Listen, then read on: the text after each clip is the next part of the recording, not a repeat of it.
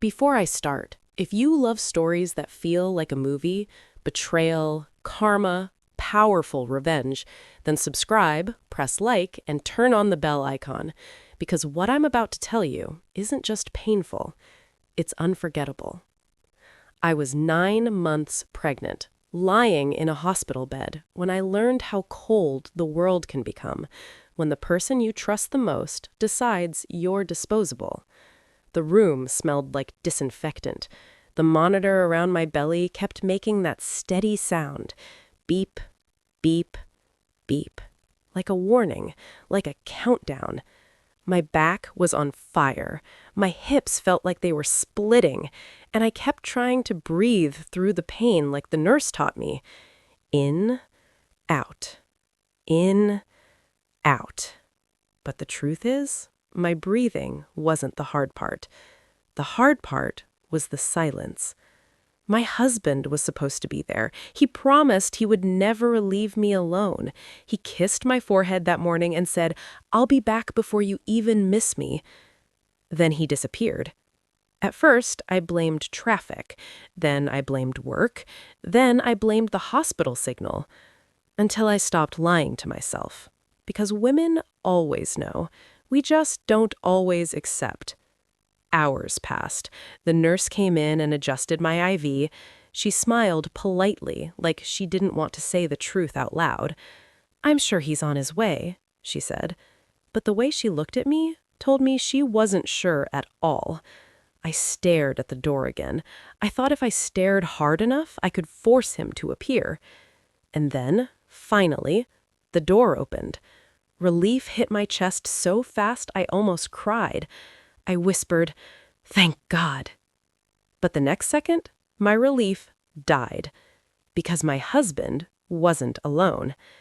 He walked in wearing that expensive coat he loved. His hair was perfect. He didn't look worried. He didn't look scared. He didn't look like a man rushing to see his child being born. He looked prepared. And next to him, holding his arm like she belonged there, was a woman in heels and confidence. Beautiful in that polished, dangerous way. Perfect nails, designer bag, glossy lips. She wasn't embarrassed. She wasn't hiding. She walked into my hospital room like she had been invited. My husband didn't even move toward me. He stayed by the door like he didn't want to get too close, like I was contagious. The woman's eyes slowly moved from my face down to my belly. Then she smiled, and I swear it wasn't a smile. It was a victory. My throat tightened. "Who is she?" My husband sighed like I was annoying him. "Just listen," he said. That sentence, "just listen," felt like a slap before the slap.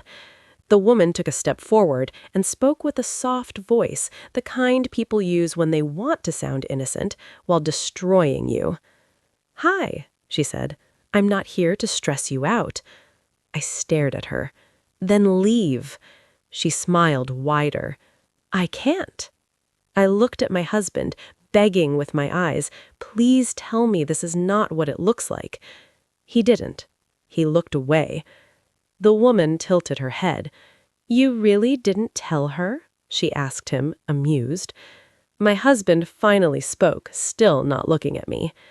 It didn't matter. She was going to find out anyway. My chest felt heavy. Find out what? The woman's voice dropped lower, sharper. "That he's mine." My heart crashed into my ribs. I whispered, "I'm his wife." She nodded slowly, like she was pitying a child. "And I'm his future." I tried to sit up, but pain shot through my body. The nurse had told me not to stress, not to spike blood pressure. But how can a woman stay calm when her husband brings his mistress to her hospital bed? I forced my voice to stay steady. "Get out of my room." The woman laughed and said, "Room?" she repeated. "Oh, sweetheart, you're confused." Then she leaned closer and whispered like she wanted her words to cut deep. "This is not your room. This is your ending. My eyes filled with tears, but I refused to cry in front of her. I turned toward my husband. "Say something." He finally looked at me. Cold eyes, blank face. "I'm done," he said. 2 words. That was it. Not "I'm sorry," not "I didn't mean to hurt you," just "I'm done." My lips trembled. "I'm pregnant. I'm literally about to give birth." He shrugged. "That doesn't change anything." The mistress smiled, like she was enjoying my pain. "Oh, don't worry," she said softly. "He'll still take care of the baby." Then she paused and looked at me slowly. My stomach dropped. "What are you talking about?" She pulled out her phone and started scrolling, like she had rehearsed this moment. Then she showed me pictures. My husband holding her waist at a private dinner, my husband kissing her cheek in a car, my husband's hand on her thigh, and then I saw it. A bracelet on her wrist. My bracelet. The one my husband gave me on our first anniversary. My voice cracked. That bracelet belongs to me. The mistress raised her wrist like she was showing off a trophy. "He said you didn't deserve it," she replied. I turned to my husband. He didn't deny it. That's when something inside me broke, and something else woke up. I realized this wasn't a simple affair. This was a replacement. Planned. Calculated. He was trying to erase me. The mistress stepped closer and lowered her voice like a knife. "You know what he told me about you?" she whispered. "He said you were an experiment." My vision blurred. "What?" She smiled. "He wanted to prove he could marry outside his circle. He got bored."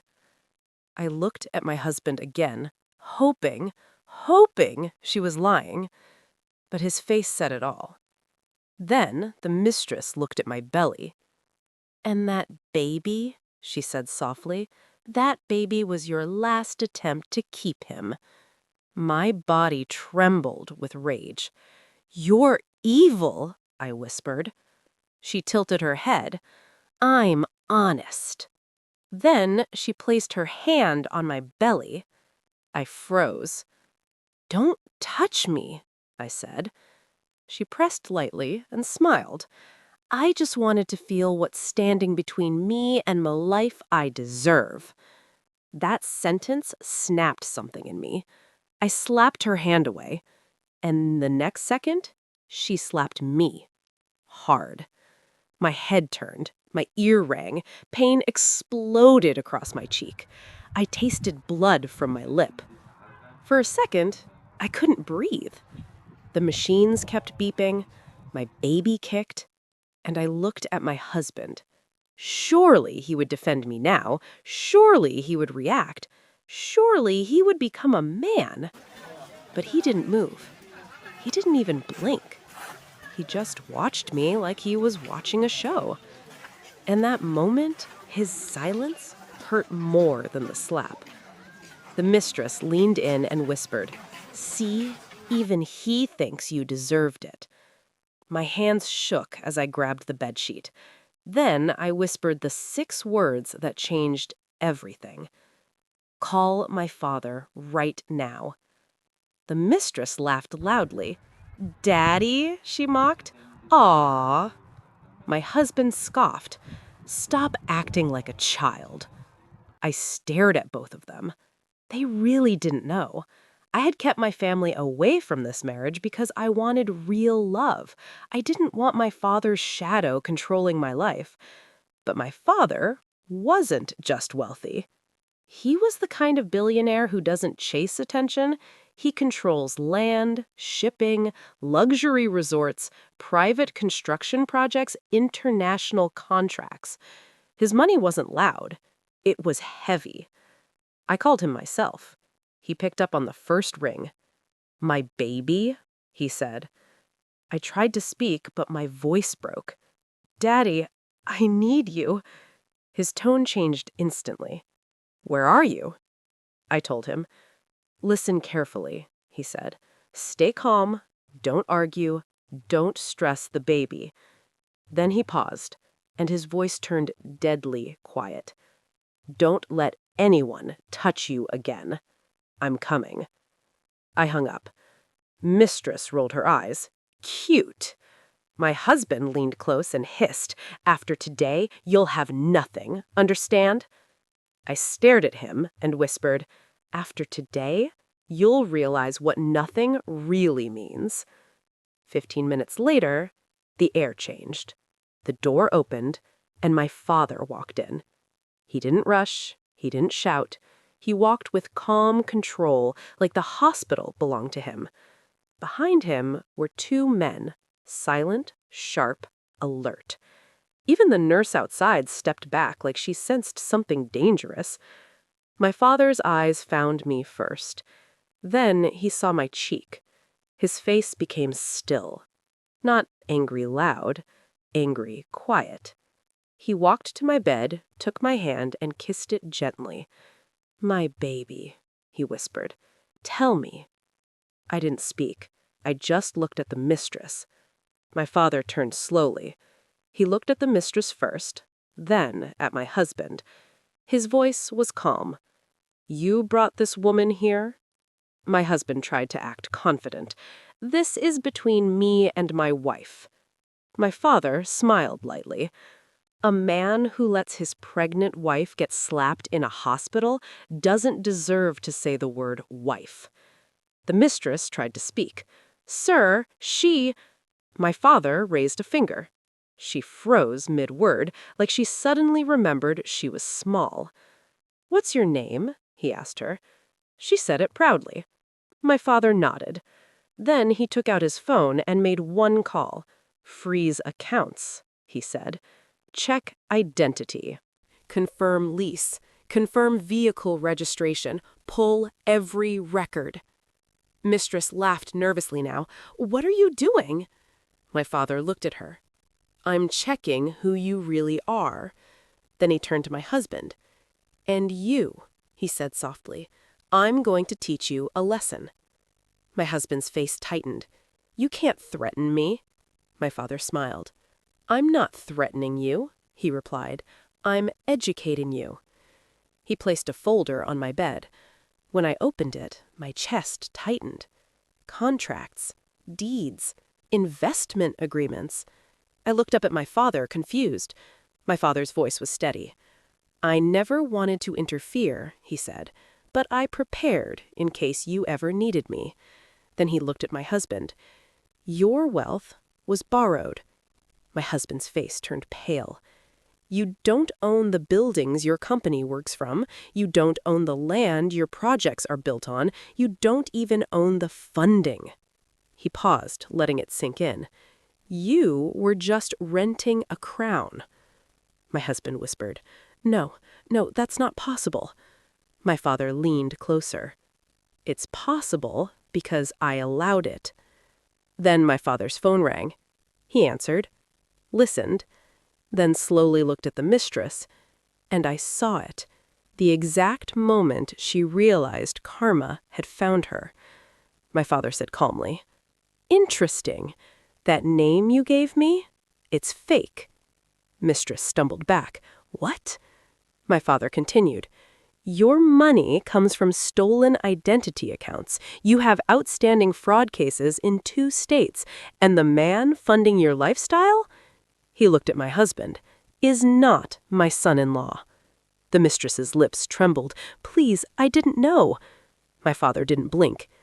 "You slapped my daughter, so you'll learn what consequences feel like." Now, here's the twist. My father didn't just destroy her financially. He exposed her because he already knew her. He looked at her and his voice dropped low. "I remember you," he said. Mistress froze. "What?" My father's face was cold. "You applied to work in one of my hotels years ago. You were fired for stealing." My breath caught. The mistress's eyes widened in terror. My father nodded slowly. "So this is your pattern," he said. "Steal from men, destroy women, pretend you belong." Her knees went weak. My husband looked confused, panicked. "What is he talking about?" My father turned to him like he was nothing. "You didn't choose her. She chose you." My husband's face broke. The mistress screamed, "No, that's a lie!" But it was too late, because the security men stepped forward. My father calmly said, "Remove them." My husband panicked. "That's my child, too." I looked at him with tears in my eyes, but my voice was steel. "You lost your right," I whispered, "when you watched her hit me." They were escorted out, and suddenly the room felt peaceful, like the hospital finally became what it was meant to be, safe. My father sat beside me and held me through every contraction, every cry, every breath. He whispered strength into me like prayer, and when my baby was born, the cry was loud and fierce and alive. I sobbed, not from weakness, but from release. My father kissed my forehead. "You did it," he whispered. "You survived." The next morning, I signed the divorce papers. No begging, no second chances. My father arranged full custody. And my husband? His business collapsed within days. Partners ran, investors disappeared, accounts frozen, contracts canceled. Because when you build your life on disrespect, karma doesn't knock. It kicks the door down. The mistress was arrested. Fraud, theft, identity crimes. And I heard later she tried to blame my husband. But my father's response was simple. Let them destroy each other. Now, the final twist. 2 weeks later, my husband showed up at my father's office, desperate. He begged. He cried. He said, "I made a mistake. I want my family back." My father looked at him calmly and asked one question. "Did you ever love her?" My husband opened his mouth and said nothing, because the truth was too ugly. My father nodded slowly. Then he leaned in and said something that ended everything forever. "You didn't lose my daughter. You never deserved her." My husband left that office broken. And me, I went home, holding my baby, not as a woman who lost, but as a woman who woke up. Because sometimes betrayal doesn't destroy you, it frees you. And karma doesn't always come as anger. Sometimes karma comes as truth. So if you're listening and you've ever been disrespected, betrayed, humiliated, especially when you are already at your weakest, remember this: you don't need to fight dirty. You just need to stop staying quiet. Because when you choose yourself, the universe starts fighting for you. If this story gave you chills, hit like, subscribe, and comment below. What would you do if a woman slapped you while you were pregnant? And remember, she slapped a pregnant wife, but she awakened a father's storm. And storms don't ask permission. They just come.